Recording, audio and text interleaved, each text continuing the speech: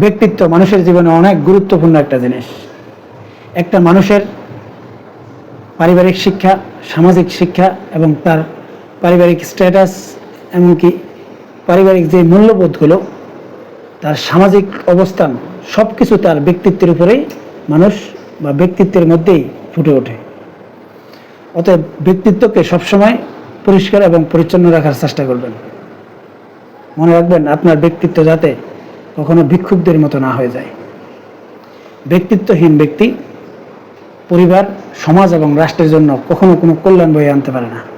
এরা পরিবার, সমাজ এবং রাষ্ট্রের জন্য আসলে সবসময় বোঝা হয়ে দাঁড়ায়।